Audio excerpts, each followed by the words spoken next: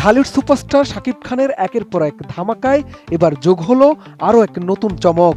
সব জল্পনা কল্পনা আর অনিশ্চয়তার অবসান ঘটিয়ে অবশেষে শুরু হলো তার নতুন সিনেমা প্রিন্সের শুটিং। মূলত দেশের বাইরে শুটিং ও ভিসা জটিলতার কারণে আদৌ শুটিং শুরু হবে কিনা, কিংবা ভিসা না পেলে কি পরিকল্পনা করবে নির্মাতা, এমন নানা সংশয় আর জটিলতায় থমকে ছিল প্রিন্স। তবে সব শঙ্কা কাটিয়ে আসন্ন ঈদুল ফিতরে মুক্তির লক্ষ্যে ৬ জানুয়ারি থেকে মাঠে নেমেছে প্রিন্স টিম।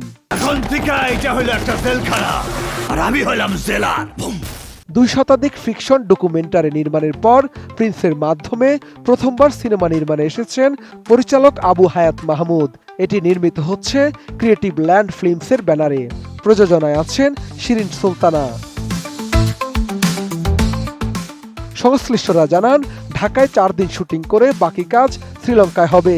খোঁজ নিয়ে জানা যায়, শাকিব খান আগামী সপ্তাহ থেকে দেশের বাইরের অংশে শুটিংয়ে অংশ নেবেন। অন্যরা ইতিমধ্যেই শুটিংয়ে অংশ নিয়েছেন।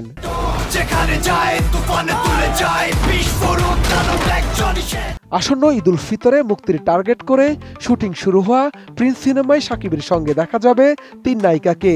তারা হলেন জ্যোতির্ময় কুন্ডু, তাসনিয়া ফারিন ও সাবিলা নূর। সিনেমাটিতে আরও আছেন নাসির উদ্দিন খান, রাশেদ মামুন অপু, ইন্তেখাব দিনার, ডাক্তার এজাজ, শরীফ সিরাজ সহ অনেকে। প্রাণ সসের মাখামাখি টেস্ট বার্গারকে করে তোলে আরো ইয়ামি, আরো জোস। প্রাণ সসের বস।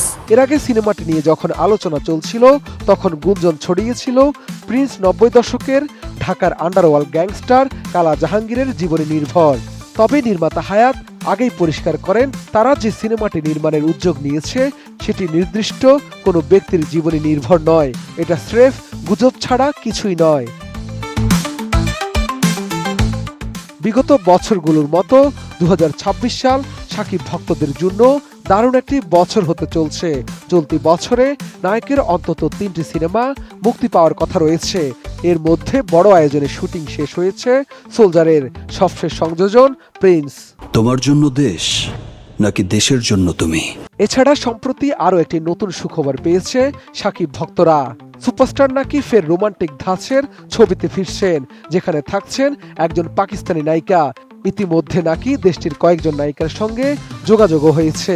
খবরটি নিশ্চিত করেন নায়কের বিশ্বস্ত একটি সূত্র।